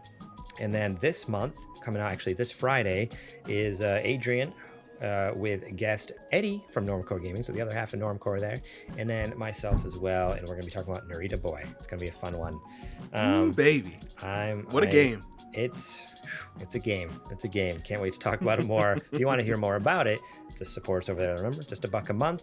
We have some other tiers. $5 a month, you get the show notes, so that way you know what we're going to be talking about. $10 a month, you get shout outs on the show. $15, you can be a Patreon producer where you're our boss, just like Toby, just like Adrian used to be. And remember, we can have more than one boss. It's okay.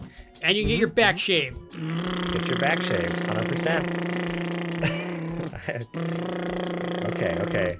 Enough with the sound effects there. Manscaped, sponsor us. Yeah. Oh man, Manscaped, hit us up. So yeah, sports over with the Ball Trimmer 3.0. You joke, but I'll take that Manscaped money. Oh, are you kidding? Bring it. I'll take anyone's money. I don't even care. So what a cheap. See again with the cheapness. Oh my gosh. But yeah, if you love what we do and you want to help us, keep making cool content and being able to talk about awesome video games, then support us over there. We very much appreciate it. And if you're watching here on Twitch right now, or if you're not watching on Twitch, but you haven't looked at it, twitch.tv/TheSuperGamerBoys. Go follow us over there. Make sure you hit that bell notification so you know when we go live. That way you actually know when we're recording. You can watch it live now. And you can also subscribe to us. And each and every month, if you have Amazon Prime, that means you have Twitch Prime. And if you have Twitch Prime, that means that you can give one free subscription to anyone you want for free. Doesn't cost you anything. You just click the button that says subscribe. You scroll down a little bit and it says subscribe free Prime subscription. Click on that button. Boom, immediate. We get $5, doesn't cost you anything. So please, twitch.tv/TheSuperGamerBoys. Bring me my money. If you're watching live right now, or if you are wanting to check it out later, check us out, leave that subscription. We very much appreciate that. And you get some fun emotes. You get JJ looking like a ghost, me with an extremely painful face, and Adrian just looking stoked out of his mind. I think that was a clip maybe from the Playdate stream. Honestly, you look so excited. Either that one or the Nintendo Direct. Or the Nintendo, one or the other. So yeah, such an underrated video. Support us over there on Twitch, and we would very much appreciate that. So Garrett, you always forget to mention that we're close to the IRL podcast goal. Oh, that's right. On Patreon. There. Support us on Patreon. If we get $100 a month, we'll do like Super Gamer Boys After Dark, where the three of us would get together and just chit chat and talk life and tell stories and maybe get a topic once a month. It'll be a monthly episode. And I'll show my third nipple. You guys will get to see it right here on the air. Exactly. So if you really want that, another bonus show for Patreon subscribers, support us over on Patreon. And that, like I said, according to the goal, it's a monthly show. Once a month, we'd get together, just chit chat and have fun and share it with you guys. So definitely check that one out. We might need to put like a mature audiences tag on that because this is definitely I know there's no restraining. I know there's no restraining JJ at that point. Like, gloves are off at that point. I don't know if I can trust him. So underwear. Trust me. Oh my god. There's your indicator right there. Yeah. Let's get back to the show before this gets too. Before I have to put a tag on this episode, huh?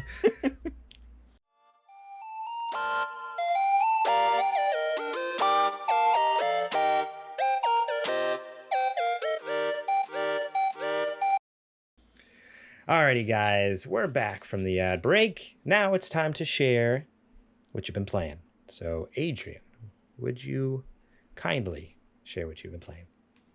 I absolutely can. Like I said at the top of the show, I just recently powered my way, and powered makes it sound like it's negative. It's not at all. I was hunkered down and pretty much like it had its hooks in me real good. And that was the remake for The Legend of Zelda Link's Awakening. It was so well done. It's a gorgeous game, and I feel like it does very well to keep the heart and the charm of the original while doing its best to bring modern improvements to it. If anybody who was younger than me asked what Link's Awakening is, I would probably direct them to play this version over the original. Just because people like me or you or JJ or anybody, our age or older, we can get past, or we can forgive the I guess you could call it antiquated control scheme because we're used to that. We came up playing that. But anybody younger than us is going to be frustrated because they're going to be like, well, why can't I do this? Why can't I do this? You can do it in the new one. So if anybody were to ask me moving forward, hey, should I play Link's Awakening? I would probably only tell them about this one and maybe mention that it was a remake of a Game Boy game and leave it at that. Okay. Dude, that's awesome. I've put the Link's Awakening remake in my cart like probably 1,000 times. Hey, shut up. Alexa's talking to me. Sorry. I thought for like sure now that was ordering Link's Trudy. Awakening. I thought that was Trudy that walked in, and you're like, "Hey, shut up!" I'm like, Uh-oh. Whoa. Oh, No, man. you would have. This is what you would have seen. I would have been out of frame immediately. No. Sorry, Lex. I didn't mean to get so snarky with you there. No, oh man, she probably is going to order that. I should check my Amazon, make sure she didn't order that. She's like, you're welcome. I've put it in my cart 1,000,000 times and been this close to getting it. And every time it's like, nah, not right now. I got enough games to play. No, not right now. I got enough games to play. I'm waiting for it to go on sale. I got enough games to play. When it goes on sale, and it's Nintendo, so it doesn't ever it barely goes on sale. And then when it does, I have my big pile of shame. And so it's just like, nah, not right now. And so one of these days I just need to like bite the bullet and do it because I just right off the bat, the art on that is this beautiful, it's gorgeous. Phenomenal. I love the art phenomenal. style. And I've only played very little of the original one because I didn't own it. I think the cousin had it and I borrowed it. He let me borrow it for just a short time, and I had a blast with what little I played. Although I was a dumb kid, so I didn't get far. I was hard game for a dumb kid. But I had the original because my dad had it. But I've never played DX. So this is like the first time for me being able to play all the improvements that they put in the DX. Okay, nice. Yeah, so for me, it's just like I have very little experience with it. So I really just need to bite the bullet and do it because I know it's a game I'd like. I know it's a game I would like. But I'm also playing through Skyward Sword. So I'm already working on a Zelda game. I feel like I got to beat Skyward Sword first before I throw another Zelda game on top of it. When you put it in the notes. You want to... Oh, yeah. I did not share that. Okay, yeah. So I'll go next real quick. So a couple weeks ago, played Skyward Sword for the first time ever because I did not play on. Was that a Wii or Wii U game? Mm-hmm. It was on Wii. Okay, it was a Wii. Trust me, it was on Wii. It's on Wii.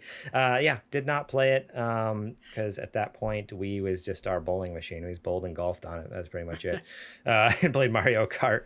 But I was really enjoying my time. I didn't get very far because I picked that up and then I was like, nope. I need to beat Narita Boy. We got a book club episode, so I hunkered down. I've been playing Narita Boy, but I really want to get back to it. I was actually really enjoying the controls, which is going to sound crazy because not at all. It was designed originally with motion controls in mind and even revamped kind of motion controls for the Switch. I have not tried motion controls. I've only played with a controller, and I'm actually really enjoying how the controller works with like the sword being on the analog stick. You can literally slash and cut any direction you want. Like whatever way you hit it, that's where it goes. And so, most Zelda games, you just smash the X button or whatever. And it's just like, yeah. And just does whatever, just random slashes. It's so cool. You can actually do like a more targeted attack for like, I want to hit this person in this specific spot, like right on his arm or right on a leg or hit this tree right here or whatever. Like you can cut things like, there's just so much accuracy to it, and there's some fun puzzles with that. Like they do some fun puzzles. There's some fun enemies that deal with that. Very cool mechanic, and very honestly, it feels a lot better than I think it has any right to be on controller. Because I feel like it should feel like garbage on an analog stick. But I'm like, oh, this isn't bad.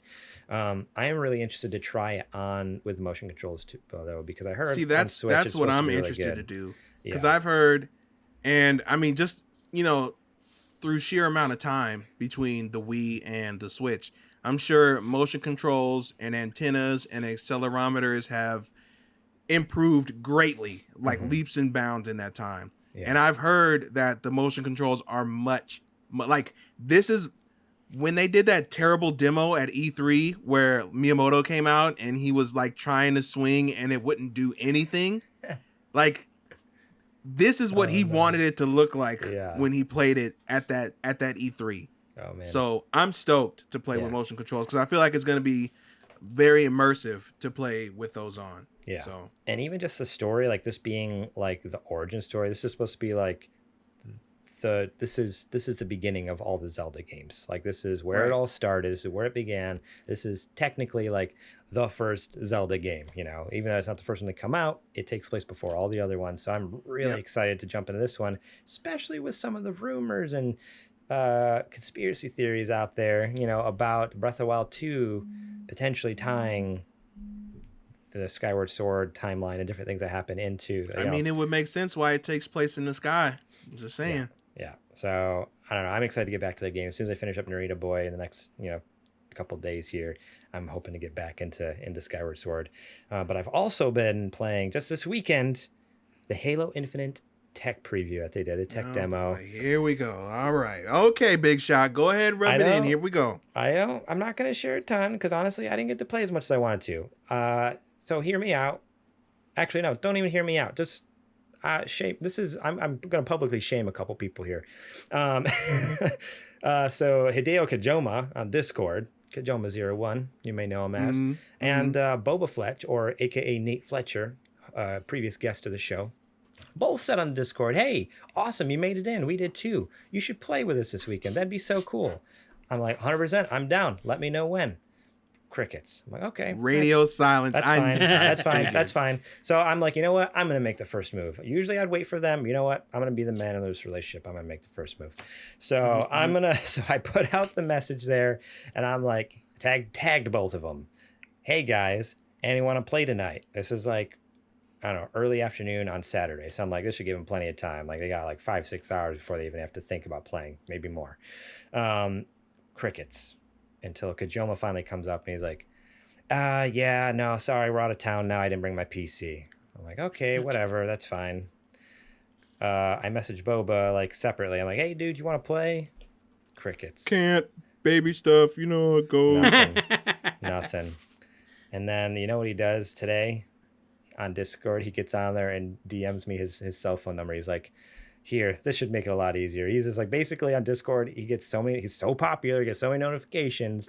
Apparently he's, you know, he misses all of mine. He doesn't care about all right, take it easy, me. Boba. So take it easy. Mr. Popular over there, he can't take 2 seconds to look at my message and see that he was playing all weekend. I was like, I didn't see you on there when I was playing. Yeah, okay. Were you hidden? So why are you hiding? Yeah, exactly. I don't know why he's hiding, but I played just a little bit of bot slayers. So I played against bots, you know, so it was a computer, it wasn't actual people. During one of the peak times between 7 and 9 on Saturday night. And all I have to say is this game looks and feels phenomenal. It was buttery smooth on my computer. I know some people had issues, but it was more dependent on, like, at least on PC, what graphics card you had. Like, even like Nate was telling me, he's like, I had the 3070, which is a better graphics card than mine, but it just isn't optimized for that. Like, they haven't quite got it dialed in. So technically, with my older graphics card, I was playing with ultra settings, 144 frames a second, silky smooth, looked fantastic.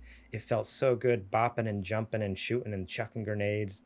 Oh, dude, I was having a blast, and I think the only thing that would have made it better and would have made me play more is if I had some friends there. Like, that was the biggest bummer, is I just didn't have anyone to play with. I'm like, this is fun, but it's playing on a bunch of randos teams is like, whatever. Where playing with friends, like, then you're like working together and chit-chatting and BSing, and but yeah, so that's all I'm gonna say about it. It was a ton of fun. It looks gorgeous, and I'm really excited to see what's to come in the future, because so far, like, there's only 3 maps. There's 3 maps you could play on. And apparently there was a PvP mode. I missed that time frame, whenever that was during the day. So I didn't get to play PvP, but I got to play on all 3 maps, and all the maps felt so good. They looked really cool. There's different ones, like a bizarre kind of theme. It feels like like deserty kind of like marketplace. There's another one that's like in a factory that was really cool. And then another one that reminded me a lot of like they're all very small maps, so not quite like this, but what is it? Is it no, not Blood Gulch. No, there's one in Halo 3. What was it called? I don't remember now. What does it look like? It was the one with the 2 like buildings on either end, the really tall buildings, and there's like a cliff on the one end, a mountainside on the other side, big wide open area in the middle. Sentinel? No, not Sentinel. No. I just remember jumping in the Ghost, and you'd fly around the Ghost there, but it has like these 2 tall like spires or something. I don't know why I can't think of the name of the map. It reminded me of that environment, I should say, because it didn't obviously look like that. The map was built out differently, but it had like very similar kind of architecture in the buildings and Standoff? And maybe, I'm sorry, it's been 10 years, 15 years since I played Halo 3. Like I haven't played it since it came out, basically. So I have a hard time remembering. But either way, all the maps were fantastic. They felt really good to me, even playing against bots. So yeah, I liked it. I'm excited for more. And I'm actually glad it's going to be free to play, because I'm definitely going to be playing with friends if they ever, reach out to me, invite me to play. But yeah, JJ, what have you been playing? So I actually got to play quite a bit of stuff this week. I played a little bit of Narita Boy on Game Pass because you guys were playing it for the book club. So I was curious, and I got to play maybe 15, 20 minutes of it. It's quirky. It's different. I love it. I can't wait to end up watching the episode because I do want to get more into it, but I kind of want to get what your guys' takes are. So I look forward to that episode coming out on Friday. I also got to play a little bit of Mario All-Stars as a family. My sister and my brother, or my sister and my nephew came into town. My nephew moved here to Nebraska with his wife and 2 sons. And so they came in and like all of us were playing Mario All-Stars on the Switch. And that was a blast with like 4 Joy-Cons running around and playing a big party. It was just awesome. Just really, honestly, so much fun. And then as far as there's another game that I'll talk about in a moment, but I want to talk real quick about what I was watching this past week as well, because I am not normally in agreement with everything that Netflix puts out. But Netflix did something right for a change. They did something really right. Kevin Smith got behind the helm of Masters of the Universe Revelation. And see, I grew up a huge He-Man and the Masters of the Universe fan. And I know a lot of people are crapping on it online for reasons that I won't give away, spoilers and stuff like that. I watched 5 episodes. It's all they've dropped thus far. They've got another 5 in the can. Unbelievably great. Unbelievably great.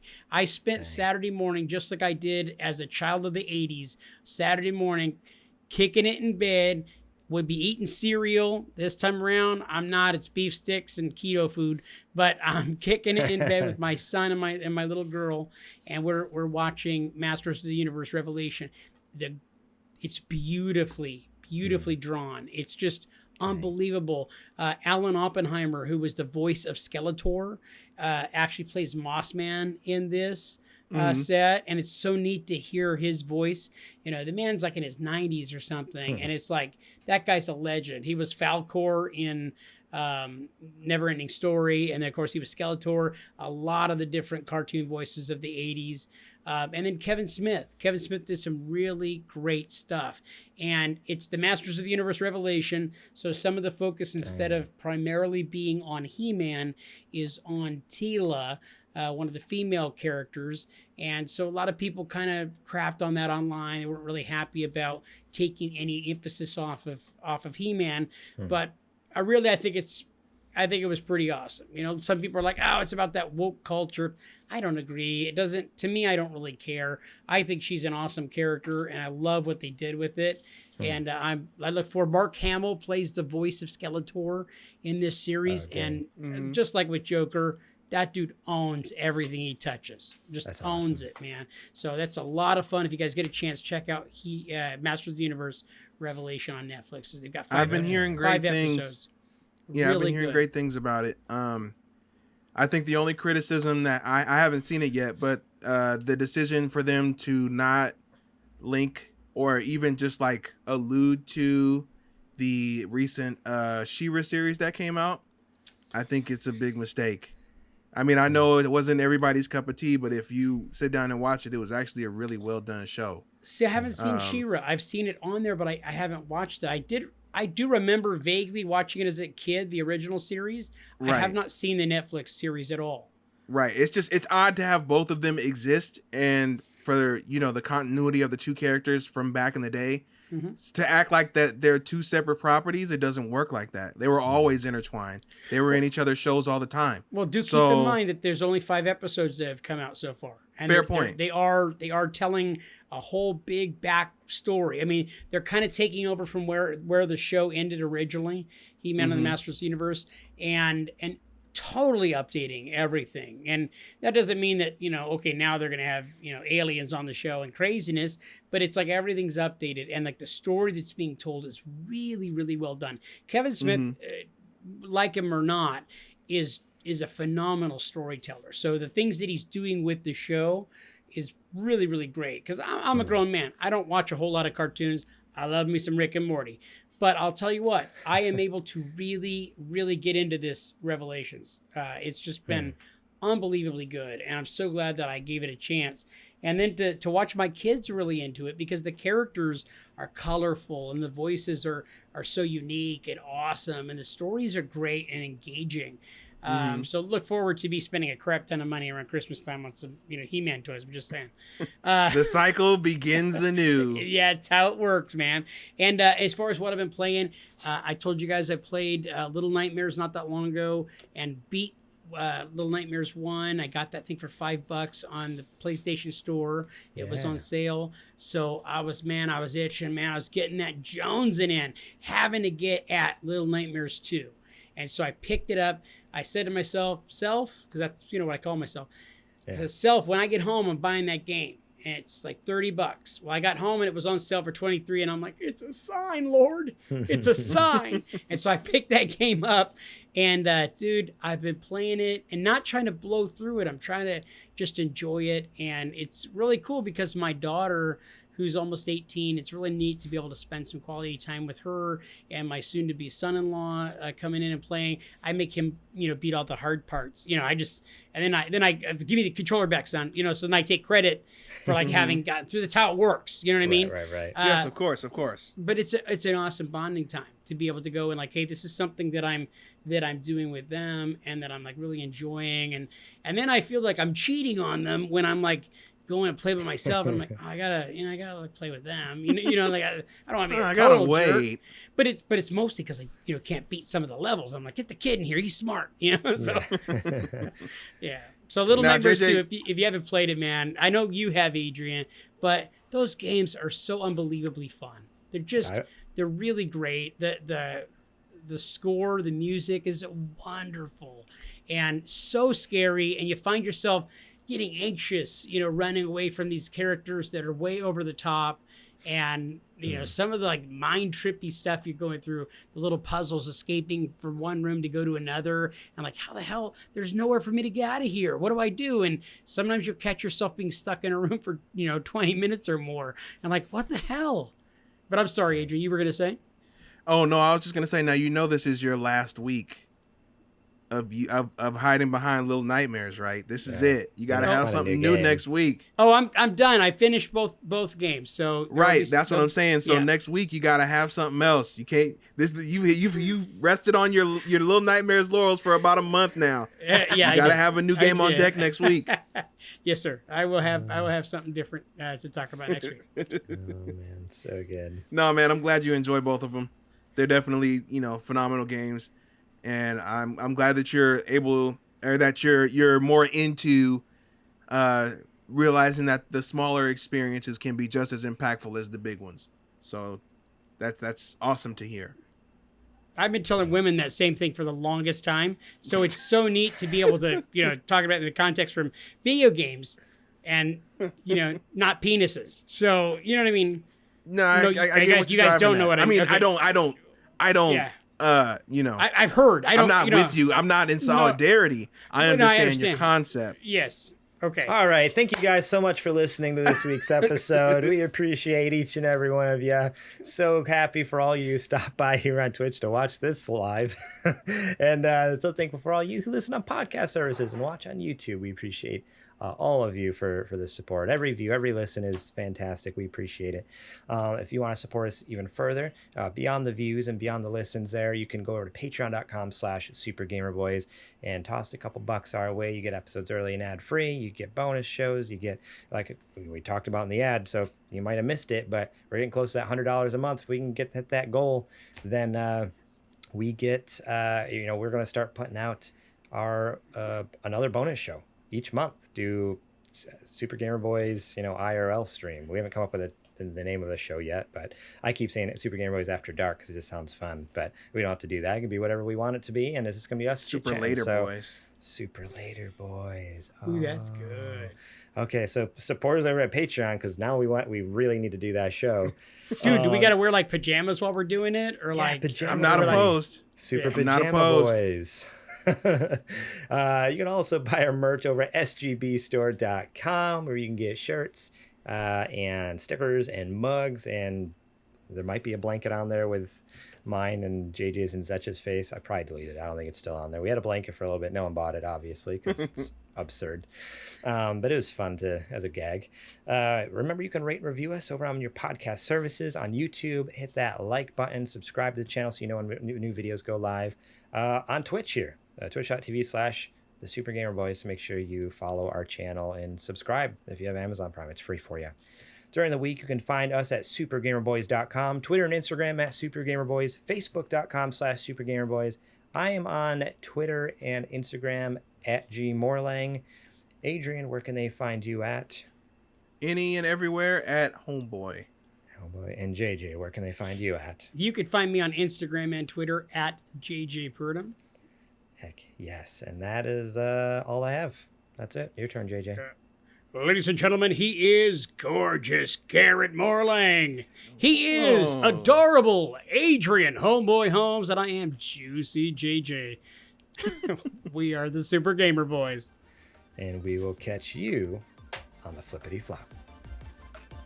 I mean, I just wanted to say that I was like Arby's. I got the meat. That's all I was trying to say. I was bringing it back full circle. He made it sexual. See? Pretty nice. No, I'm just saying I'm not with you. I'm not with you on that one. That's all.